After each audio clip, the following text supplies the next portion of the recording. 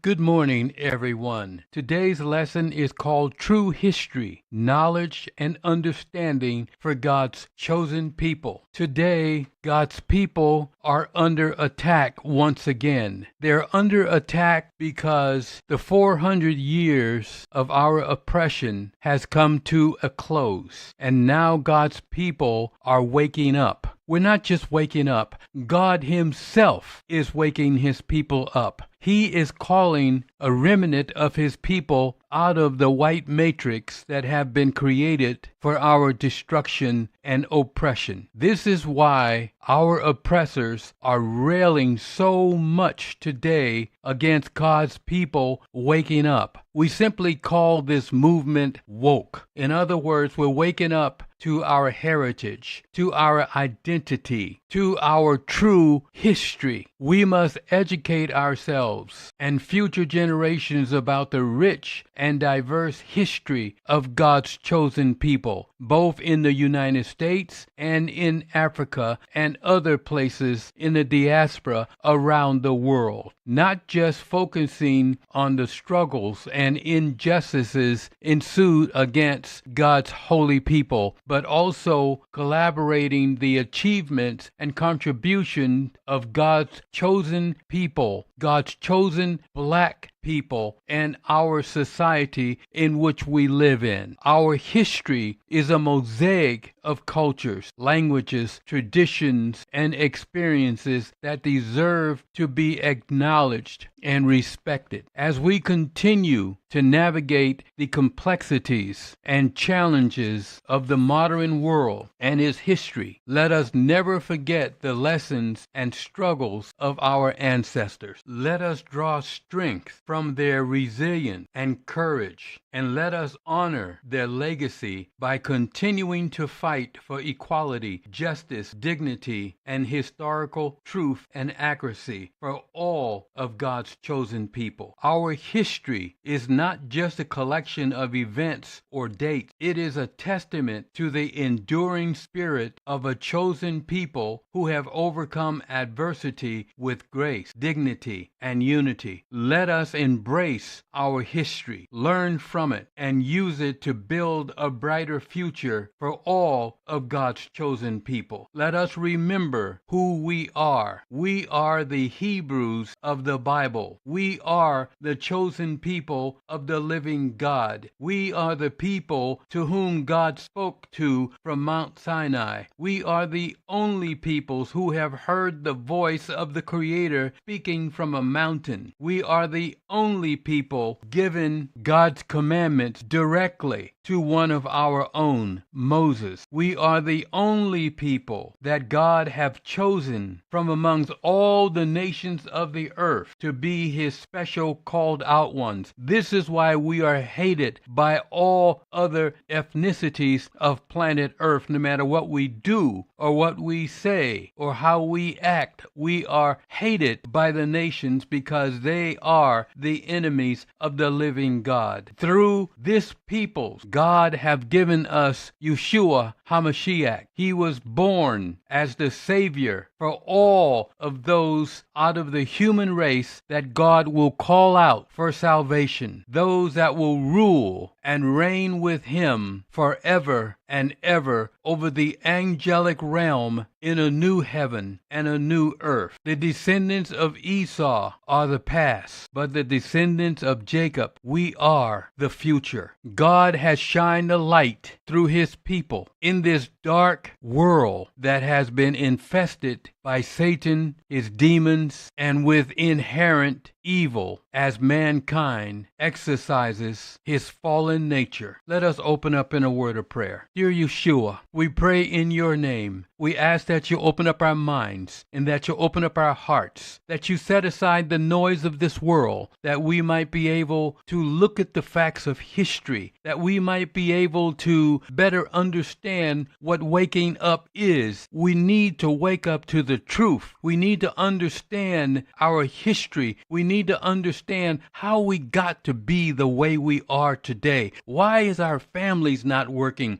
Why is most black families matriarchal instead of patriarchal? Why is it that most of our children are raised by one-parent families? How did we get to where we are? Help us to understand this, Yahuah, as we begin a quest down through history. In Yeshua's name we pray. Amen. Let's jump in.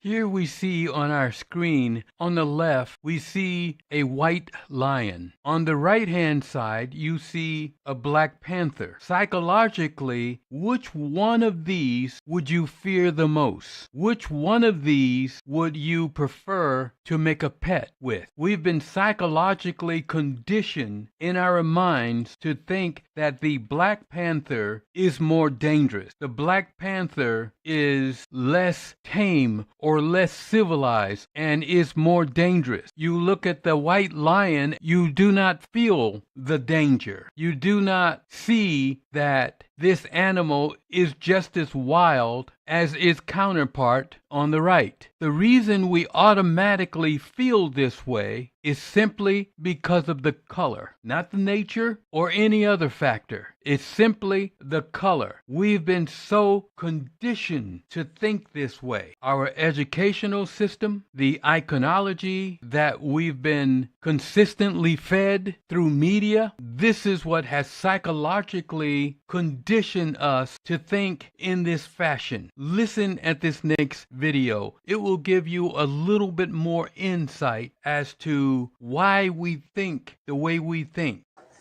Because the colonizers came to Africa, we didn't have the issue of color. Black and white did not exist in our languages. We were Africans. The missionaries were sent in with specific instructions to make the Africans believe that everything African was bad and everything European was better and more desirable.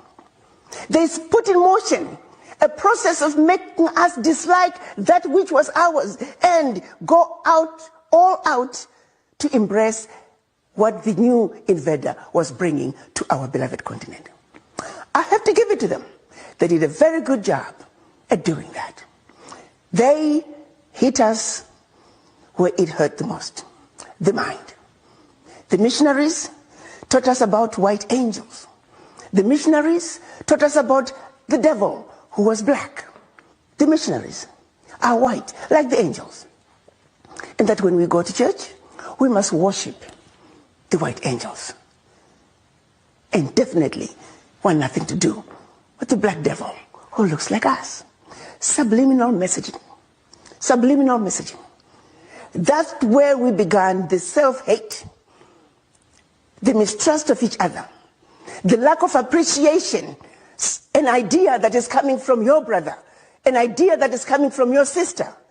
Because he used to say, history is a book written by the winner. And so once you understand that, you go, oh, so they're telling you a history that sets up how they want you to be. Frantz Fanon says the best colonizers always left behind the churches and the schools so that they could socialize the oppressed to the oppressor's point of view. And that one good priest could do the work of 100 soldiers. So the thing is, you got to learn to read, but then you got to read to learn. And when you really start to read your own books and you read the biography of Malcolm and you read the history of Ethiopia and you understand how they beat back the Italians and were never colonized. We don't learn about that history. Yes, it is true. The most potent weapon in the hands of the oppressor is the mind of the oppressed. They have psychologically manipulated us into thinking that white is more holy. It is more pure. It is less dangerous than anything that happens to be black. They've made us think that God is white because he says he is pure. And of course, if he was black, he would not be pure. He would be the devil. Yes, we've been psychologically oppressed and conditioned in our minds to think this way. This is why we loathe ourselves. This is why we hate hate ourselves because we have been taught this, as our own color and our own features have been weaponized against us through the hands of our oppressor. Our history was written by those that hung our heroes, hung our ancestors. Given this fact, it is therefore foolish to believe that the history taught to us in our colleges, schools, universities, and churches and media is true. We need to question what we have been taught. We need to do our research. We need to be diligent to chase after the truth. We are dedicating this entire lesson to that endeavor. Yes, history has it backward. Look at the picture on the screen. Look at Africa at the top. 3000 BC, we had very developed, sophisticated societies. Look at Europe in 3000 BC. They have not even learned to take baths yet. They were living in caves in Europe, plagued by all kinds of diseases. They had no colleges or universities or institutions of higher learning. We will talk more about these things as we go through our lesson, but take a good look at what you see on the screen. Very important that we understand that psychologically they have reversed history in our minds, making us think that until the Europeans came into our life, we were living in caves, not taking baths, dying from all kinds of diseases, having no universities or colleges or any such thing. Absolutely not true. This is a reversal of truth. It is a reversal of history and the facts of history. Did you know that Greeks came to Africa as students to be taught what Africans already knew? Writing, the sciences, medicine, spirituality were already part of the African civilization. Yes, this has been reversed in our educational systems. This has been reversed in all of Western media. Not only Western, but around the world. This has been reversed. Psychologically manipulating our minds to believe a history that is not true or factual. In an effort to hide the historical fact that the Holy Lands were populated by black Israelites and that the Messiah, Yeshua, was born not in the Middle East, but he was born in Northeast Africa. They went to such great lengths to hide this fact that they created the Middle East after World War I, when the Ottoman Empire, which was allied with the Central Powers, was defeated by the British Empire. And their allies then partitioned into a number of separate nations, initially under Britain and France and their mandate. They literally created the Middle East in order to hide these facts so that they can Europeanize the scriptures and hide the true history of the populations of Northeast Africa, calling it the Middle East. Listen at this next video. It will give you some insight, some details, some historical insight and details as to how this process actually happened. It's called the people of North Africa barbars, which means barbarians. However, the people of this region have their own names. The Greek historian Herodotus says there are 4 nations in Africa. 2 are indigenous, Ethiopians and Libyans. The Phoenicians and the Greeks are newcomers. I repeat, the Phoenicians and the Greeks are newcomers. Herodotus considered all the North African tribes to be of Libyans and all the Africans below the Sahara to be Ethiopians. And please keep in mind, the maps that are used today are not the maps that were used in antiquity. Ethiopia, Egypt, and these different regions had a much, much larger reach. They were not chopped up as they are now into so many different nations. There were not 52 or 55 nations in Africa during that time. And according to Herodotus, these are the 2 indigenous nations of Africa.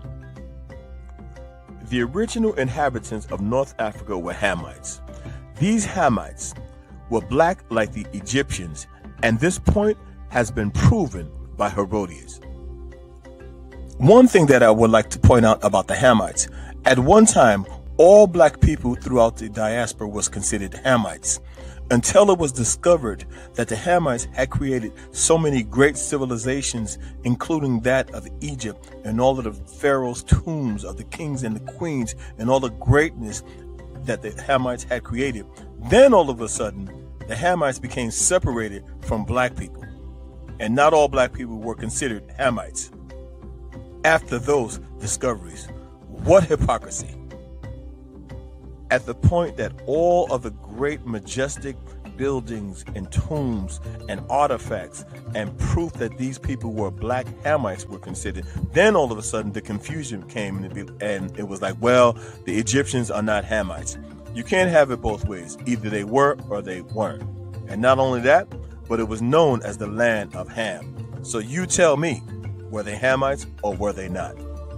Again, from the book From Babylon to Timbuktu on page 106, and it reads, the language, which is called Hebrew Phoenician or Canaanite, was employed in the lands called Phoenicia, Palestine, or Canaan for over 1,000 years before the Arameans. Abraham, Isaac, and Jacob came to Canaan. The Israelites lost their Aramaic language and adopted the Hebrew speech of the Canaanites. The Hebrew Phoenician merchants from the cities of Sidon and Tyre controlled the trade along the Mediterranean coast for more than 1,000 years before there were any economic treaties made with the Israelites. The Hebrew-speaking Phoenicians, Canaanites established their greatest city, Carthage, at Tunisia in North Africa. All the Canaanites were black people. I repeat, all the Canaanites were black people. Before we go into the next segment, I would like to say that we will be using the Bible to further prove our point of who these people were and who the land was in Northeast Africa. Now, we understand that many people don't believe in the Bible. I get it. But what I always say and what we talk about is that why is there so much confusion when it comes to the Bible? I don't think that this is an accident. Why are people fighting tooth and nail to maintain the identity of the people in the Holy Land? That alone draws suspicion. Prior to building the Suez Canal in 1859 through 1869, the original African map extended to the Tigris and Euphrates rivers. This is contrary to maps of Africa today, which only show the main body of the continent as Africa with the Suez Canal as its northeastern border. It is very important to know geography. The black line indicates the Tigris and Euphrates River, which extends much further north than the maps that we are given today, known as the maps of Africa. That portion was Northeast Africa prior to World War II. And it's still Northeast Africa. The whole region that includes what the Bible calls the land of Canaan, Palestine, and Israel was an extension of the African mainland before it was artificially divided from the main African continent by the man-made Suez Canal. Second World War correspondents introduced the new name Middle East for the portion of the land separated from the African mainland.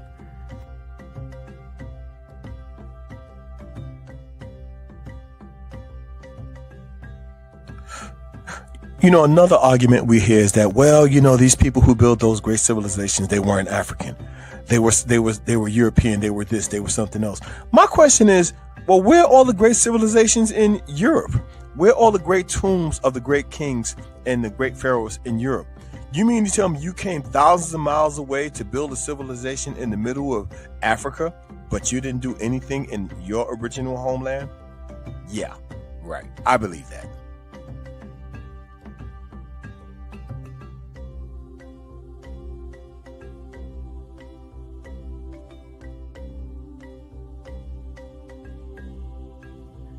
Before the Second World War, the whole region now called Middle East was known as Northeastern Africa.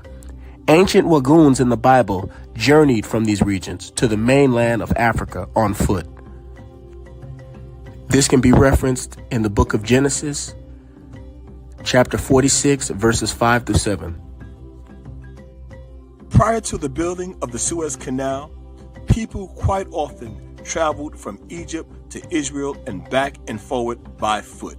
It was not uncommon to make that journey on foot. This was prior to the attempt to separate Northeast Africa from Africa and call it the Middle East. Africa and Northeast Africa sits on the African tectonic plate.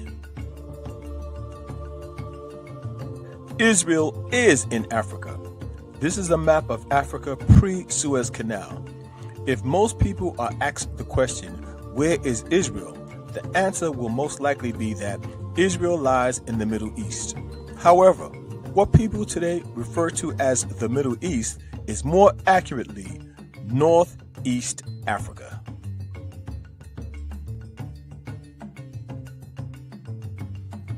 Historians Flavius Josephus, Sallust, Plutarch, Tacitus, Eusebius, Diodorus confirmed that the original Hebrews were a group of Ethiopians and Egyptians who were forced to leave Egypt and migrate with their caravans on foot to this land which Canaan ruled, a land of Africans in Northeast Africa. As stated earlier, it was not uncommon for people to walk by foot from Egypt into the Holy Land. And Jesus was born in Bethlehem, which is present-day Palestine, the Holy Land. This is the land of Africa where Abram lived for 10 years and married Hagar, the Egyptian.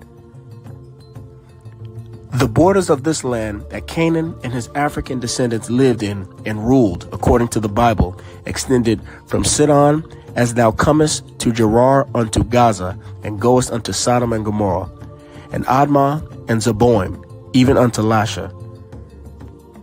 We cannot emphasize enough how important it is to know geography, to know where these places are, because without knowing where they are, they're just names. But when you have geography and when you know the location of these places, it puts a whole new awakening on where these places were. And once you know that, you know for sure that this was Northeast Africa, and no one can tell you different. You cannot be fooled. This is the land that was known as Northeastern Africa. Those who may still be in doubt that the Canaanites were Africans and that the land of Canaan was African, let us turn to the Bible again to establish who Canaan and his descendants were. The Bible, Genesis chapter 10, verse 20, says the sons of Ham and their families, countries and nations, which they lived in and were ruled, were Cush, Mizraim, Phut, and Canaan. Ham is an African man in the Bible. His sons cannot be white. Cush ruled the Sudan. Sudan is in Africa. It is called the land of Cush. Mizraim ruled Egypt. Egypt is also called Mizraim in the Bible and also the land of Ham. Psalms chapter 105 verses 23 through 27. Egypt is in Africa, not in Europe. Its people are Africans, not Europeans. Phut ruled the whole land known today as Libya. Libya is in Africa, not Europe. The Libyans, excluding the Arabs there, are the descendants of Phut, son of Ham, an African in the Bible. His descendants are Africans, not white. Canaan is the son of Ham, an African. The land he ruled was named after him as the land of Canaan. It is in northeastern Africa, not Europe. His descendants are named after him as Canaanites in the Bible. They are Africans. You know, folks, I find it so interesting how the Most High saw fit to plant diamonds, gold, silver, oil, natural gases, uranium, platinum, copper, cobalt, iron, cocoa beans, sugar, salt, petroleum, tropical timber, tropical fruit, lions, all types of foods, tigers, monkeys, all types of exotic animals only found on the continent of Africa. Yes, and so many different peoples and cultures and civilizations in Africa, including Northeast Africa. And when you stop to think for a minute, the oil in what is known as the Middle East today, that is oil that was planted there by the Most High. And those lands are black lands. Those are black people's lands. So it's no wonder in the Bible when he said, "Thou art rich." We are rich. We only need to realize it and turn from our wicked ways and turn back to the Most High. Yes, all planted in Africa, including the Fertile Crescent. This is the boomerang-shaped region of the Middle East that was home to some of the earliest human civilizations, also known as the cradle of civilization. This area was the birthplace of a number of technological innovations, including writing, the wheel, agriculture, and the use of irrigation. All in Northeast Africa. Now we know that the names of these lands have been changed so many times. It is important not to be confused when you hear names like Iran, Iraq, Israel, Jordan, Kuwait, Lebanon, United Arab Emirates, Yemen, Syria, Palestine, which was originally the land of Canaan, Jordan, Egypt, Canaan. These are all the Holy Land.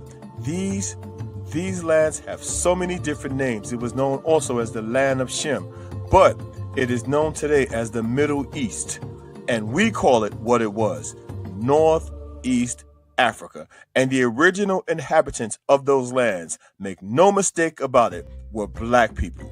I don't care if you call them Ham or Shem or black people, they were black indigenous people of that land. So the inhabitants of that land today, they are not the original people. They are a mixture, an admixture, but the original people, again, they were black people. And don't forget, the colonizers of this world, they spread their seed throughout this entire world. That's like going to Australia and saying, yeah, the original Australians are the ones who are there now. No, it's not. Or the original Americans are the ones who are here now. No, it's not.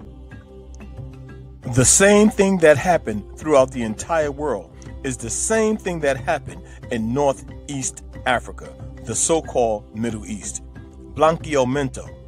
This is a social, political, and economic practice used in many post-colonial countries throughout the entire planet to whiten up the lands and remove the indigenous peoples of the land. This happened in Northeast Africa. So the people that you see today in those lands are not the original indigenous people of those lands. They're just not those people. Those people were black people, and whether you like it or not, the facts are the facts. And the Middle East is none other than Northeast Africa. And this is why we say the Middle East was stolen from Africa.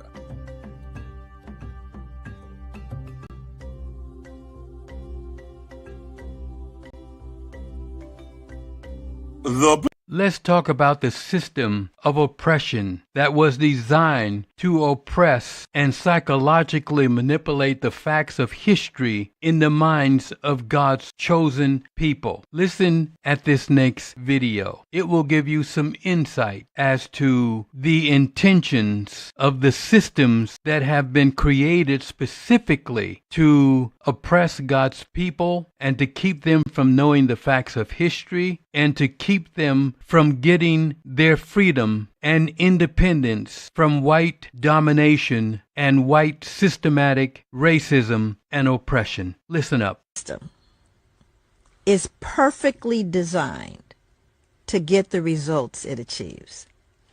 That's what we have to appreciate. These systems, if people say, well, how do we fix them? They're not broken. They're designed to produce exactly what you see. There's no fixing them. There really isn't, because they're perfectly designed. We need new systems, right? These systems, as they're set up, are designed to do exactly what they're supposed to do. Women have a certain position. People of color have a certain position. White people have a certain position. When you look at law enforcement, I can't tell you how many people have said to me, how do we fix it, Joy? How do we fix it? I said, you can't fix it. You know that policing, for example, in America, it came from slave patrols. Right? So the actual where it was derived was terrorism. They were terrorizing enslaved people that had been freed for fear that there was going to be a revolt. It never happened. You realize that they still punish us over this notion of fear of what we're going to do, because and that's their pathology. I mean, that really is their pathology. But if it actually came from slave patrols, what makes you think it's there to protect you?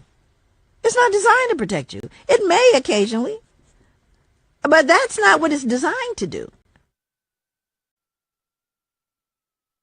Fathers have left home in order for their children to get meat and bread. There are so many dehumanizing elements in the welfare system that we are concerned about removing. Ultimately, we are concerned about a guaranteed annual income. And the other thing I think it is very necessary to say is that everybody's on welfare in this country. And when it comes to black people and poor people, we just call it something else. When it's for white people and rich, we call it subsidies. It's no secret, fatherless households are more common in the black community. A survey from the American Consensus Institution revealed that 67% of black children under 18 in the US live in homes without fathers. This is a stark contrast to white children, as only 24% of them live in fatherless homes. But it wasn't always like that. The black families survived generations of open racism, widespread poverty, and slavery. They lived through segregation and violence, and strong family bonds used to be the norm. As of 1960, 2/3 of all black American children were living with both parents. That declined over the years until only 1/3 were living with both parents in 1995. So it's not the legacy of slavery that destroys the African American family. It's the legacy of the welfare state. Between 1890 and 1950, the marriage rate was much higher among black women than white women. A fraction of black children lived in homes without their fathers. But everything changed with the expansion of the welfare state. It divided the household and created a dependency on welfare. This kind of reminds me of what President Reagan said. I've always felt the 9 most terrifying words in the English language are, I'm from the government and I'm here to help. So, what happened? What's the mechanism? Here is a detailed look at how the welfare state played a role in the dissolving of the family structure over the years. People say that the breakdown of traditional family units, family structures, is a byproduct of black poverty, not just because there is no man to support the family financially, but also because women tend to earn less than men on average. Of course, the connection between the two is there, but it goes deeper than that. Welfare was a mean little business. It was designed to get people by in a pinch. Public assistance programs, like welfare entitlements, have been a part of American culture since the 1940s. Unfortunately, like in many other aspects of government institutions, black Americans were left out. In time, black people could also get financial support, but it wasn't easy. Mothers who applied for checks had to let social workers inspect their homes to see if their conditions were suitable for welfare. These workers also had to make sure no man was living in the house. But even if they qualified for support, the amount they received was meager and not enough to build a stable life. In the early 1960s, welfare was not yet common, even in the most impoverished black communities. In the decade that followed, the number of black people on welfare went up by 169%. They further increased by 30% from 1970 to 1975. In 1972, New York City, almost 1 out of every 6 residents was on welfare. A major portion of these households were black. Although black people were only around 1/10 of all Americans, they made up almost 50% of all welfare recipients by the late 70s. A recent UNICEF report showed that many children under 18 in America struggle financially, and African American children are nearly 4 times more likely to be in poverty than white children. Though the number of families receiving cash assistance has decreased since 1996, child poverty rates for black children in the US remain high. This outcome is not by accident. I studied the evolution of social welfare policies in the US from the New Deal to the 1996 reforms and found that these policies have been discriminatory from the start. And a lot of people can confess to that. This led many black families to fall into cultural and economic ruin. In a short period, healthy black people started relying on government assistance to achieve some level of normalcy. But within the city slums, that normalcy was impossible to get. Black children barely knew their fathers, and most were raised by unemployed and unmarried mothers stuck in a cycle of poverty and modest paychecks. This marked a significant shift in Black American history. The consequences were severe for the next generation.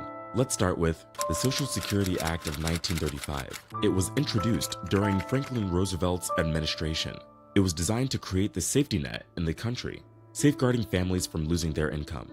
It was viewed as a significant part of New Deal reform and paved the way for federal protections in the future, such as the Affordable Care Act and Medicare. This policy had two main parts. The first part had social insurance programs that provided financial support to dependents of deceased or incapacitated workers and Social Security for retired older Americans. The second part comprised means-tested public assistance programs, initially known as Aid to Dependent Children and later renamed Aid to Families with Dependent Children. In 1962, under the Kennedy administration, ideally, it was believed that as the overall quality of life in the country improved, more families could support themselves without needing financial assistance from the ADC program. Eventually, the ADC program would become unnecessary and gradually phase out on its own. But this posed a major problem for Black Americans. Like any other component of the New Deal, the origins of the Social Security Act were deeply rooted in racism. During the 1930s and 1940s, Black people had to deal with widespread racial discrimination in the workplace. They held low-paying jobs, often paid in cash and off the books. This made them ineligible for social insurance programs. The ADC program was an extension of state-run programs that supported widowed mothers, but mostly benefited white widows. The states decided eligibility and need, and since the separate but equal doctrine was in place, Blacks were still excluded from fully participating. Jim Crow laws and the separate but equal doctrine led to a system with different services for whites and Blacks. But as we all know by now, they were far from equal. States made efforts to cut down ADC enrollment and costs. They proposed residency requirements to prevent Blacks from the South from qualifying for the program. In 1935, there was a hearing on a bill, and the NAACP, an organization that fights for civil rights, expressed their concerns. Southern politicians wanted to exclude agricultural and domestic workers from the bill. This meant that many Black workers couldn't get the support they needed. This exclusion would particularly affect Black sharecroppers and cash tenants, who were already struggling to make ends meet. Even though the NAACP was highly against it, the Social Security Act was approved. That's why 65% of African Americans nationwide were not eligible for benefits, and an even larger percentage of these Black families in the South were excluded from the program. In the 1950s and 60s, things got even worse for Black families. Welfare checks incentivized single-mother households, and there was one rule that ruined it all: the man-in-the-house rule. Black families have long been the victims of income inequality and bad government policies. The irony, of course, is that conservatives pushed Black mothers to break their families to get welfare. Before 1968, many states and administrative agencies created and enforced the man-in-the-house rule. This rule basically meant that if there is a working or healthy man in the house, the government can't help you. And they would go as far as to send welfare workers to visit the homes without warning to check if a man was present. If they found any evidence whatsoever, families lost their welfare benefits. Over the years, the welfare state started dissolving the family structure, slowly but surely. A man who can't get a decent job and provide a substantial income suddenly believes that his family is better off without him. So, if a man were to lose his job, he literally had to leave the house so his children could get government surplus peanut butter, beans, and cheese. On the other hand, if either the woman or the man, or both, were irresponsible, they faced no consequences for their actions. And it was the taxpayers who ended up paying for it. These things aren't exactly designed to keep the marriage intact. They are meant to divide people. The harm done to the children was massive. Many children experienced the hurt from broken families at such a young age. In 1960, just 33% of Black American children didn't live with two parents, but by 1988, that rate went up to 61%. In that time, the proportion of Black children born to single mothers rose from 23% to more than 60%.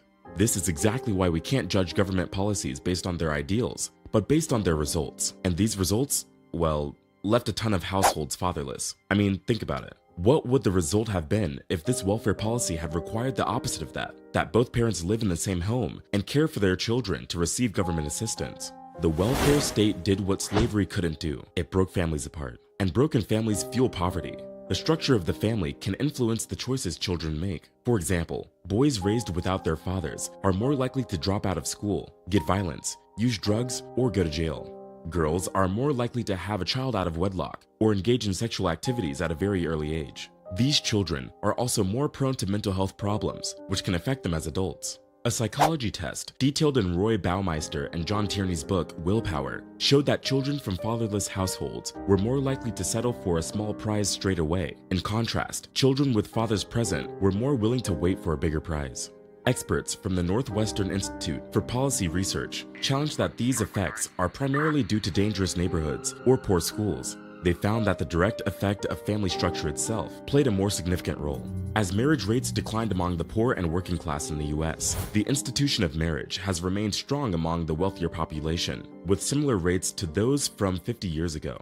At the same time, the decrease in marriage among the working class has led to a significant rise in out-of-wedlock births, often to couples who are living together without being married. This happens because people view marriage as an ideal situation, but feel it is unachievable, yet they still want to have children. In the mid-1980s, the rates of fatherless households dramatically increased. Today, just 44% of black children live with their fathers. Also, a lot more black children are born outside of marriage. The rates of such cases went up from 24.5% in 1964 to 70.7% by 1994, which remains at a similar level today.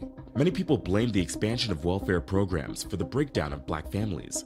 Since 1935, people have had access to cash welfare, but this welfare was quite modest and not enough to cover any of the living expenses. With Johnson's Great Society, which began in 1964, welfare benefits became much more generous and controlled. When I mean controlled, I mean crazy. The man-in-the-house rule discouraged marriage because it provided welfare assistance to mothers if no man was living in the house. If a mother married an employed man, even one earning the minimum wage, it jeopardized her financial support. These benefits were huge. The Great Society programs offered a way out for low-income black families. This could be why, in 1964, only 7% of American children were born out of wedlock, compared to the current rate of 40%. So basically, the government urged mothers to keep fathers out of the home and paid them well for doing so. Shifts in the labor market and deindustrialization greatly impacted job opportunities, especially for low-skilled workers. It hurt both whites and black people, but black communities were the most affected. Here's an example. Imagine a city like Detroit, where the manufacturing industry was the top employer, and many black men held manufacturing jobs. Here, in the 1970s, 56% of black men were in the manufacturing industry, but by 2000, it dropped to 26%. Over the years, technological advancements and economic shifts created a demand for skilled workers in other sectors, like healthcare or technology. These new jobs required a higher level of education and specialized skills. The problem was the lower level of education among black men on average. As jobs increasingly required education beyond high school, black men faced many challenges. This made it harder for them to adapt to the changing job market and find new employment in other industries. White men were better equipped to handle the changing job market. They had higher education and a greater chance of securing well-paid jobs in emerging industries. Then there was the 90s gear change. In the late 1990s, efforts to reform the AFDC program took on more subtle forms of racism. Critics claimed that the program encouraged out-of-wedlock births, irresponsible fatherhood, and dependency across generations.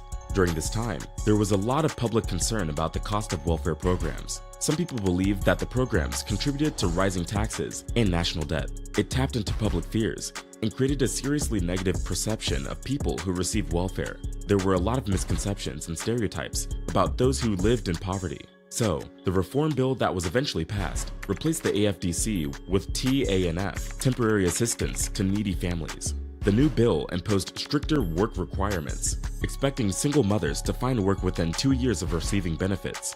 There was also a 5-year limit on receiving benefits.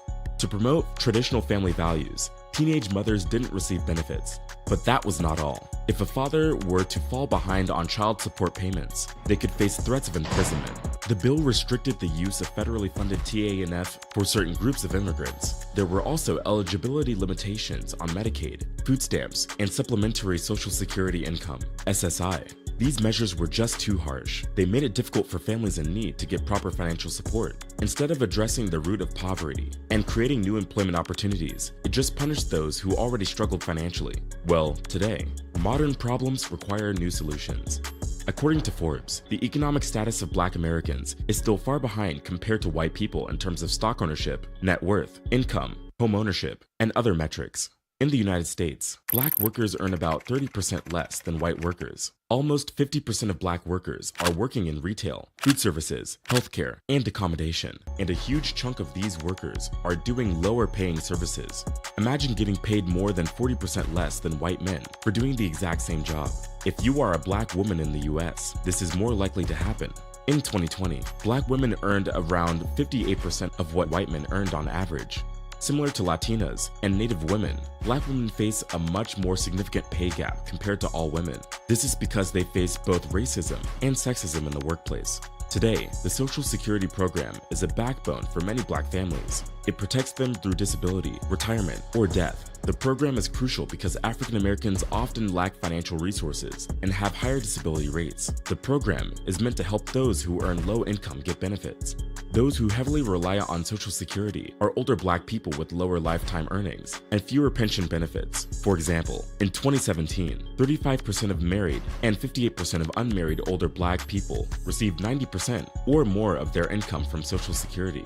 Despite its importance, Black Americans still benefit less overall from the program because of the ongoing pay disparities and shorter life expectancies. These factors result in lower lifetime earnings and, in turn, reduce the total benefits received from Social Security. In 2005, President George W. Bush wanted to make some changes and planned to privatize the program. But the NAACP responded with a nationwide campaign called SOS, Save Our Social Security, and partnered with the Congressional Black to keep the program safe. It worked.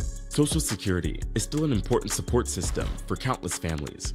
Unfortunately, our country has made very few efforts to reduce the disparities in wealth and income between Black and white households. Despite laws against pay discrimination, Black men earn 83 cents and Black women earn 62 cents for every dollar earned by white men.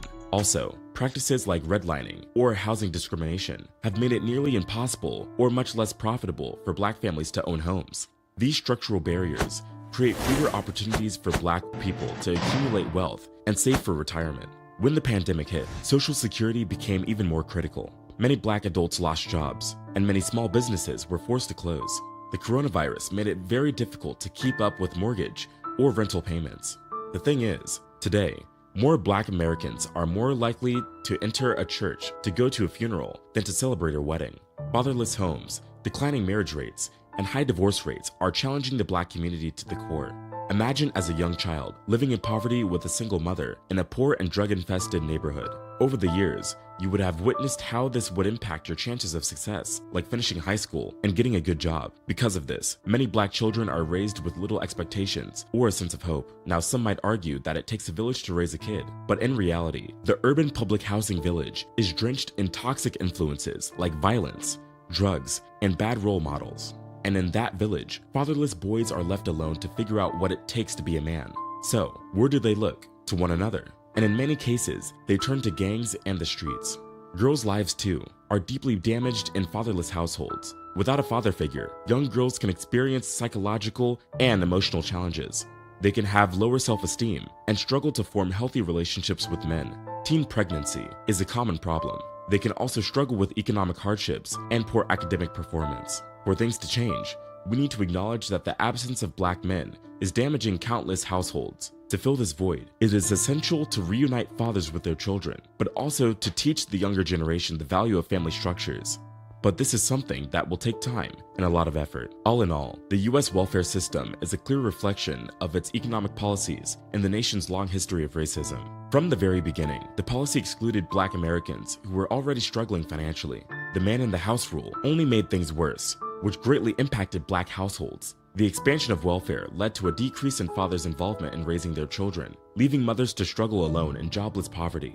This created a new reality for poor Blacks, where work became optional, fathers were rare, and dysfunction became common. The lack of family loyalty and work ethic led to a new oppositional racial outlook among young Black males who often resorted to crime. Now, years later, the impact of the rule can still be felt. A lot of black children have grown up without a father, and they can easily go astray. The situation is hard for overworked and exhausted single mothers. The more children they had, the harder it was to get a job. I just want to point out the brutal reality that led to such circumstances. The welfare culture discouraged individual responsibility. It pushed people to make hard choices, which damaged their families and put everyone involved in challenging positions. This is a reality that many now have to live with. If you enjoyed this documentary, please leave a like and subscribe to the channel. We aren't just telling stories, we're changing lives and waking the culture up. The video on the screen shares why they are banning Black history in schools. Click on it now to watch. It will change your perspective on our history. Africa has a very rich culture. I was a missionary there at one time. In fact, my wife is a Liberian from Africa. Did you know that in Africa, old people are not kept in nursing homes? They stay home and teach their grandchildren the ways of life. And they call us uncivilized. I believe that it is uncivilized to put your elderly mother and fathers in nursing homes, to be cared for by strangers, to hide the generations of wisdom that they could have imparted to their grandchildren, the richness of their life. I call that barbaric. I call that primitive and ungodly. Have you ever sang the song Jingle Bells during the Christmas holidays? Do you know what jingle bells really mean? Let's look at a couple of historical facts as to where this song came from and what does it mean. This is what jingle bells means. The jingle bells was for the owners to hear their slaves when they were trying to escape through the night. It was easier for the dogs to hear them as they tried to escape. The more I learn, the more I sneer away from these pagan traditions as they are teaching our children, our kids, fairy tales and not the truth. We are living in lies. The whites hid these historical facts from us. God's chosen people refuse to study their past and their history. We refuse to look at our own story because we've been psychologically manipulated to pay attention to what our oppressors tell us. Sing the songs that they give us, not understanding what these songs really mean, not understanding the historical dimensions of what we sing. Did you know Napoleon was one of the greatest generals who ever lived? But at the end of the 18th century, a self-educated slave with no military training drove Napoleon out of Haiti and led his country to independence. The history of God's chosen people is not just a history about people who want to rise again for freedom. It is a history about people who struggle first for their return to the state of a human being, to the state of their God-given humanity, because they were treated like animals by their oppressors. They were treated like cattle, like property by their oppressors. That is the result of more than 400 years of dehumanization, alienization, slavery, denial of self-identification, and self-knowledge. That is what God's people went through. Did you know that the churches controls our mothers, and the schools control our children, and the prisons control the fathers of the families of God's chosen, called out peoples? This is the reason that we can't break out of the white matrix so that we might have the freedom and dignity that our God has given to us. This is the clutches of the white matrix, where there is systematic psychological manipulation as they endeavor to control God's people. The ones they can't control, they will imprison or kill or terrorize. Did you know where Elon Musk got his idea for his Cybertruck in 2023? Look at the top picture. It is a container bin in India. It was designed by an African gentleman in 1968. Did you know that the first machine gun was created and patented by a black gentleman? His patent was rejected, however, later stolen, and that is how we got our modern machine guns today. He was the first inventor of the machine gun.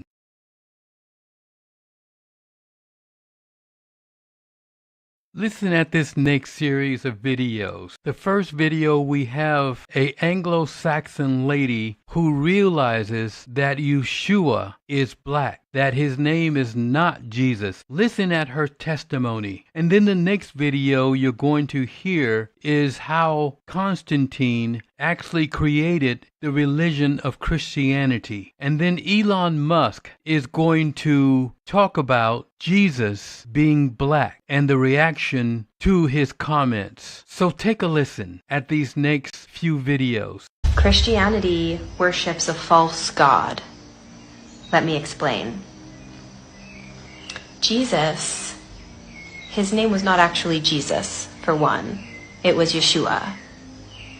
And Yahuah was not white. The way he is depicted in religion is false. It is not truth. The devil runs rampant within religion. A vote was taken, and it was with a majority show of hands, 161 votes to 157 votes, that both divinities became one God.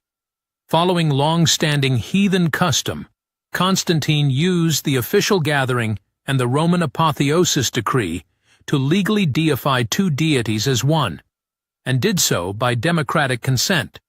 A new god was proclaimed and officially ratified by Constantine. That purely political act of deification effectively and legally placed Jesus and Krishna among the Roman gods as one individual composite. That abstraction lent earthly existence to amalgamated doctrines for the empire's new religion. And because there was no letter J in alphabets until around the 9th century, the name subsequently evolved into Jesus Christ. Constantine then instructed Eusebius to organize the compilation of a uniform collection of new writings developed from primary aspects of the religious texts submitted at the council. His instructions were, "Search ye these books, and whatever is good in them, that retain. But whatsoever is evil, that cast away. What is good in one book, unite ye with that which is good in another book. And whatsoever is thus brought together shall be called the Book of Books. And it shall be the doctrine of my people, which I will recommend unto all nations, that there shall be no more war for religion's sake." Make them to astonish, said Constantine, and the books were written accordingly. Eusebius amalgamated the legendary tales of all the religious doctrines of the world together as one, using the standard god myths from the presbyters' manuscripts as his exemplars. Merging the supernatural god stories of Mithra and Krishna with British Chaldean beliefs, effectively joined the orations of Eastern and Western presbyters together to form a new universal belief. Constantine believed that the amalgamated collection of myths would unite variant and opposing religious factions under one representative story.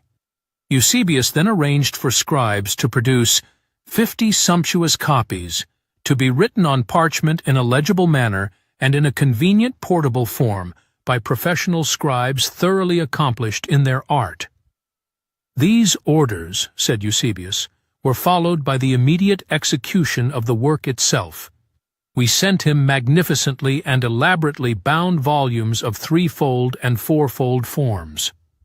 They were the New Testimonies, and this is the first mention of the New Testament in the historical record. The Second Council of Nicaea in 786–87 denounced the First Council of Nicaea as a synod of fools and madmen, and sought to annul decisions passed by men with troubled brains. If one chooses to read the records of the Second Nicene Council and notes references to affrighted bishops and the soldiery needed to quell proceedings, the fools and madmen declaration is surely an example of the pot calling the kettle black.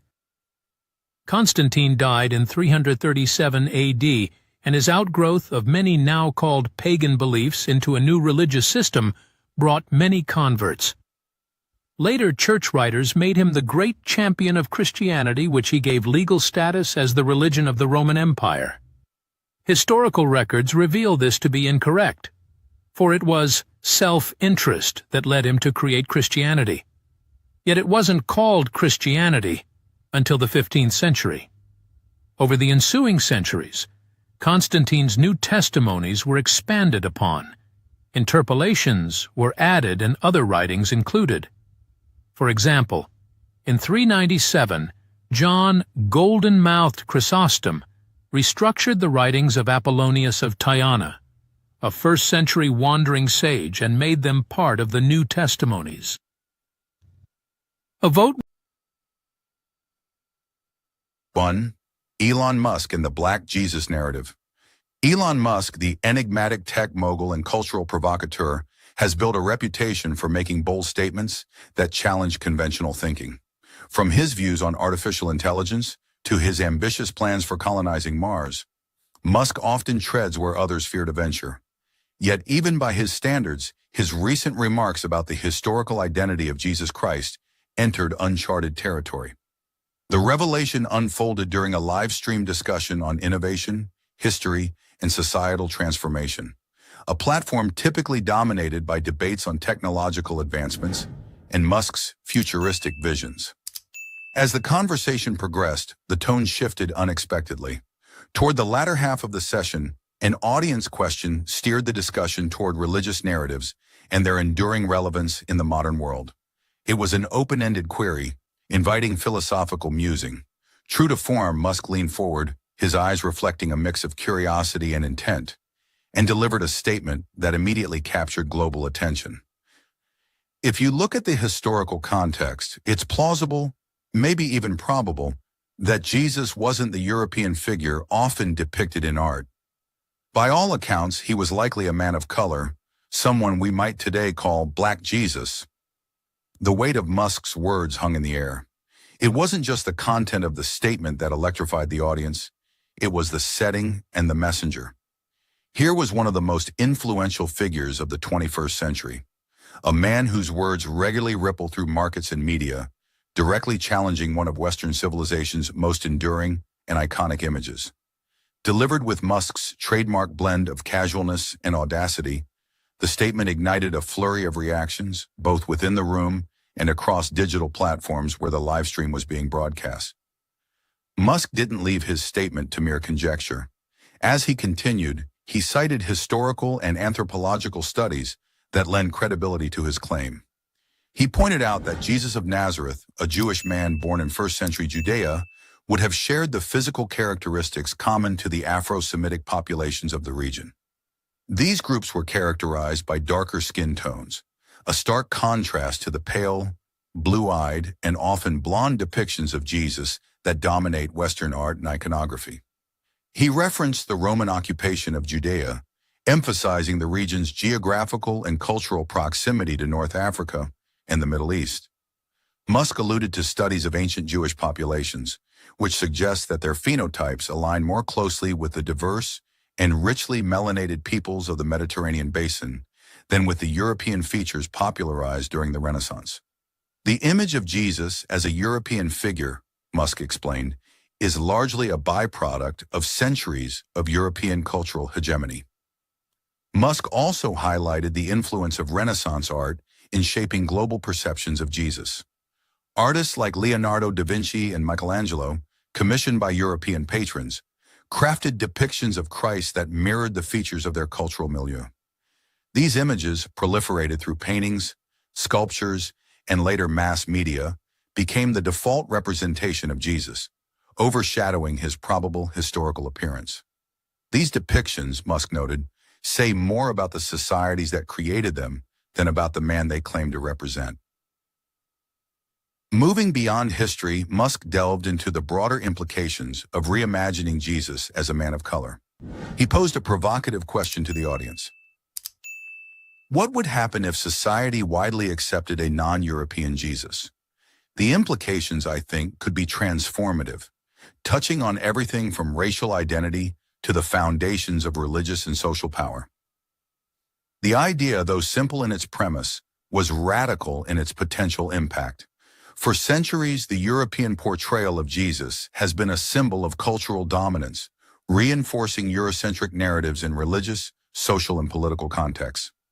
Acknowledging Jesus as a man of color could disrupt these narratives, challenging deeply ingrained assumptions about race and authority. Musk hinted at how this shift might influence contemporary discussions on systemic racism and historical inequities. A black Jesus could serve as a powerful symbol of solidarity and justice, resonating particularly with marginalized communities. At the same time, such a reimagining might provoke resistance from those invested in maintaining traditional power structures. This isn't just about religion, Musk clarified. It's about how we frame history and who we consider its central figures. The audience's reaction to Musk's remarks was palpable. For a moment, the room fell silent, a rare occurrence in a setting typically abuzz with intellectual exchange. Online, however, the conversation exploded. Social media platforms lit up with hashtags like #BlackJesus and #MuskOnReligion. Some hailed Musk as a visionary, applauding his willingness to confront uncomfortable truths. Others accused him of overstepping his expertise, branding the statement as provocative for its own sake. Critics questioned Musk's motivations, wondering whether his statement was a calculated move to generate publicity or a genuine attempt to provoke meaningful discourse. Skeptics also pointed out that Musk, though well-read and articulate, is not a historian or theologian. Elon Musk is brilliant, no doubt, one commentator wrote, but this is a complex issue that requires more than soundbites. Supporters, however, countered that Musk's influence could spark a broader conversation about representation and historical accuracy.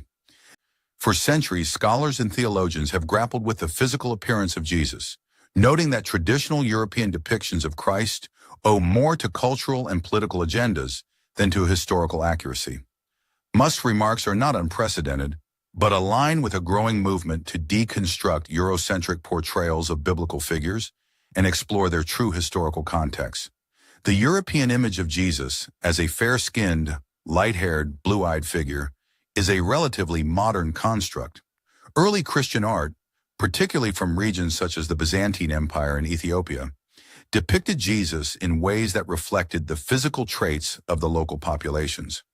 For instance, Byzantine iconography often portrayed Jesus with darker skin and curly hair, embodying the Mediterranean and Afro-Semitic features of the region where Christianity originated. Similarly, Ethiopian Christian art, which traces its roots to one of the earliest Christian civilizations, consistently portrays Jesus with distinctly African features. This diversity in early depictions was gradually overshadowed by the cultural dominance of Renaissance Europe. Artists like Michelangelo and Leonardo da Vinci, working under the patronage of wealthy European elites, created some of the most iconic images of Christ. These depictions, such as Michelangelo's Last Judgment and Da Vinci's Last Supper, established a visual narrative of Jesus as a fair-skinned figure with Western European features. This image, disseminated through paintings, sculptures, and later mass media, became the standard representation of Christ in the Western world. Historians argue that this shift was not merely aesthetic, but ideological. Renaissance depictions of Jesus were shaped by the social and political context of the time, aligning Christ's image with the ideals of European supremacy and colonial expansion. By presenting Jesus as a figure who resembled the European elite, these depictions reinforced narratives of cultural and racial superiority. As European powers colonized much of the globe, they exported this image of Jesus, embedding it in the cultural and religious consciousness of colonized peoples. Scholars seeking to uncover the historical Jesus have turned to anthropological and archaeological evidence, as well as textual analysis of the New Testament. These studies suggest that Jesus, a Jewish man born in Bethlehem and raised in Nazareth, would have shared the physical characteristics typical of Middle Eastern and North African populations in the first century. This includes darker skin tones, coarse hair, and other features common to Semitic peoples of the region. Why it's controversial? Elon Musk's comments suggesting that Jesus may have been a man of color, a black Jesus, have sparked an intense wave of reactions across religious, academic, and public spheres. While some view his remarks as a necessary challenge to long-standing Eurocentric portrayals of biblical figures, others see them as an unnecessary and divisive distraction from the core tenets of Christianity. The controversy surrounding his statement reflects deeper tensions over race, representation, and the role of religious imagery in shaping societal narratives. Religious leaders, unsurprisingly, were among the first to respond, offering a wide range of opinions. On one end of the spectrum, conservative Christian leaders criticized Musk's remarks as an affront to sacred traditions and an unhelpful distraction from the spiritual essence of Christ's teachings. Reverend John Carlyle of the Evangelical Council of America was particularly vocal, stating, "This is a distraction. Jesus' message transcends race, and to fixate on his skin color is to diminish his universal significance." This perspective reflects a long-held belief among many conservative Christians that Jesus' physical appearance is irrelevant to his divine mission. They argue that emphasizing race risks reducing the universal and spiritual nature of Christ to mere earthly considerations. For these groups, Musk's comments are seen as an attempt to politicize religion and impose contemporary racial discourse onto a figure they consider eternal and unchanging. In stark contrast, progressive faith leaders have welcomed Musk's comments as a catalyst for long-overdue conversations about representation and justice within the church. Reverend Dr. Cynthia Marshall, director of the Black Theology Institute, praised Musk for challenging the church's complicity in perpetuating racial inequality through its imagery. "For too long, the church has been complicit in perpetuating white supremacy through its imagery," she said. "Musk's comments may be controversial, but they force us to confront uncomfortable truths." For leaders like Dr. Marshall, the issue is not just about historical accuracy, but about the broader cultural implications of how Jesus is represented. They argue that portraying Jesus as a white European figure reinforces systemic racism and marginalizes communities of color within the global Christian community. By reimagining Jesus as a man of color, they see an opportunity to foster a more inclusive and equitable understanding of faith. The public reaction to Musk's comments has been equally divided, with social media becoming a battleground for debate. Hashtags such as Black Jesus and Elon Truth began trending within hours of Musk's livestream, reflecting the immediacy and intensity of the conversation. Supporters applauded Musk for challenging outdated and Eurocentric narratives, viewing his comments as a step toward greater historical and cultural awareness. "Finally, someone with influence is saying what scholars have known for years," tweeted one supporter. "Jesus wasn't white, and it's time we stop pretending otherwise." On the other hand, detractors accused Musk of cultural appropriation and opportunism, questioning his motivations for weighing in on such a sensitive topic. "Musk has no theological or historical expertise," one critic posted. "This is just another example of him inserting himself into a conversation for attention." Academics have also weighed in with mixed reactions. Some historians and anthropologists praised Musk for bringing scholarly debates into the mainstream, arguing that his comments could inspire greater public interest in the historical Jesus. If nothing else, Musk is making people think critically about a subject that has been largely taken for granted, said Dr. Rebecca Cohen, a historian specializing in early Christianity. Others, however, were more critical, accusing Musk of oversimplifying a complex and nuanced issue. "This isn't as simple as saying Jesus was black," said Dr. Anthony Rivera, an anthropologist. "The historical Jesus likely resembled the diverse Semitic populations of first-century Judea, but reducing him to a single racial category risks ignoring the complexities of that region and era." At the heart of the controversy are the racial and cultural undertones of Musk's statement. In a nation still grappling with the legacy of slavery, segregation, and systemic racism, the idea of a black Jesus carries profound symbolic weight. For African Americans, it represents a reclamation of identity and a challenge to centuries of erasure and marginalization within both religious and societal narratives. The portrayal of Jesus as a white European figure has long been a source of contention within African American communities. This image, widely disseminated through Western art and media, has been criticized for reinforcing racial hierarchies and perpetuating the exclusion of black people from the sacred narrative.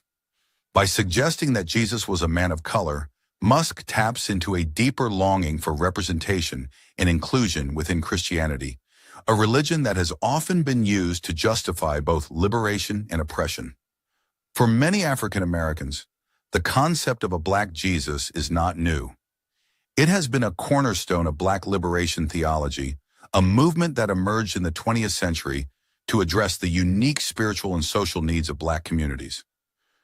And I'll close with this last video concerning history and putting things back in the order in which it actually happened, and putting things back in the context of how history really unfolded. Listen at this next video, and then I will close. And next week, we will continue with this historical series where we will continue to talk about historical facts concerning the people of the living God as we endeavor to untangle the twisted untruths of history taught to us by our oppressors, so that we would never wake up, so that we would never learn the truth, and so we would never be free, because it is the truth that will set us free. Who they taught us psychologically to be is not who we really are. It is time, now that knowledge and education has been increased, for us to wake up. Our punishment has ended in 2019. It is time for us to emerge and come out of the white matrix. Until next week, shalom. Listen at this last video and have a merry, holy Christmas as we focus on Yahuah and what he has done on our behalf as he died on a pole for us. He is God's gift to his chosen people because he came to do what we were not able to do for ourselves.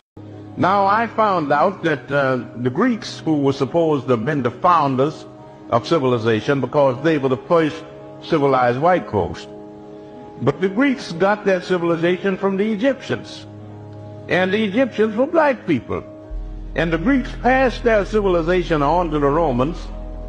They couldn't retain it, they lost it. They had a dark age in Europe for 500 years. And then another bunch of Africans, the Moors from North Africa, moved into Spain and started civilization all over again. So instead of Europe civilizing Africa, Africa has civilized Europe 2 times. They said that the earth was flat like a pancake out in the vastness of space, with the sun and the moon and all the stars going around it. The ancient Egyptians in the Pyramid Age 6,000 years ago knew that the world was round. They knew that it went around the sun in 365 and 1/4 days. They measured the circumference of the earth, and they calculated it so accurately until modern astronomers said their error was only 1 yard. Circumference of the earth is about 25,000 miles, and they calculated it with an error of about this, 1 yard.